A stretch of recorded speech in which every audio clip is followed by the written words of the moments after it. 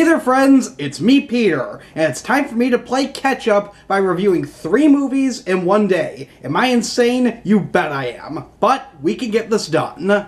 For the movie I intended to review on my 14th day of 25 Days of Christmas Reviews, we're gonna go with a movie that I promised you guys I was gonna review a few days ago, but because Family Video didn't have it, I couldn't review it. Well, thankfully, Family Video had this movie back in stock, so now I am all set and ready to review The Santa Claus 2. About 10 years after the events of the original Santa Claus movie, everything seems to be functioning very well at the North Pole. That is until Santa Claus gets some bad news. Apparently, there's a clause, a Santa Claus, if you will, that says he needs to be married to Mrs. Claus, otherwise he will cease to be Santa and a whole bunch of chaos will ensue. Santa now has 28 days to find a Mrs. Claus, otherwise there will be no Christmas. At the same time, his son Charlie has been getting into trouble for defacing school property. So he must now come down and get his family straightened out while also trying to find a wife. How could he possibly do this? Well, watch the movie and find out. The original Santa Claus is a Christmas classic. It's not perfect, but it's a movie I enjoyed watching. It's a nice movie to watch around the holidays, and while I don't own it personally and don't plan on ever owning it, I wouldn't say no to it if it was on TV and I had nothing else to watch. Its sequel, well, it kind of makes things goofier. The original Santa Claus was silly, yes, but it was also fairly serious too. There were dramatic moments, you had the undertones of the family falling apart, you had Santa actually getting arrested because people didn't think he was Santa. You had all this serious drama going on.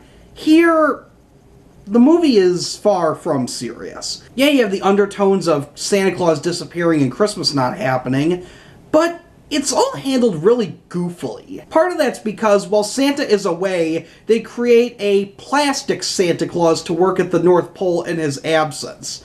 And the whole time this thing appeared on the screen, I was just laughing hysterically and saying at the same time, this is so stupid. And it really is stupid. It's so stupid it's funny.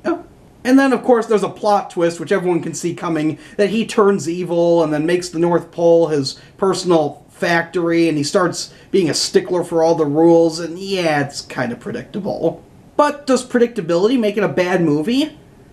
Well, I wouldn't necessarily go that far. Would I see this movie again? Probably not, but for the most part, it's pretty harmless. It was clearly meant for little kids. In fact, the movie is actually rated G, which I was surprised to learn. I thought it would have been rated PG. But no, there's nothing bad for kids in this. Kids will enjoy it. They might not get the complexities of Santa Claus trying to find a Mrs. Claus, but whatever. I think that'll go over their heads. They'll be more into the elves and the North Pole and whatnot. Speaking of the North Pole, can I just say this movie has completely awful CG?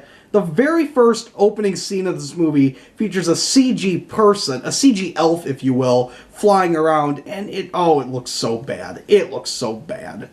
On the whole, I would give The Santa Claus 2 a 3 out of 5. Thanks for watching my latest Christmas review, my friends. If you enjoyed it, be sure to give it a thumbs up. If you'd like to see more Christmas reviews, simply click that subscribe button down below. In the meantime, I'm going to go off and edit this video and upload it, go on a lunch break, and then I'm going to watch the remaining 2 movies, including the sequel to the one I just talked about. But until then, this is Peter saying see you later.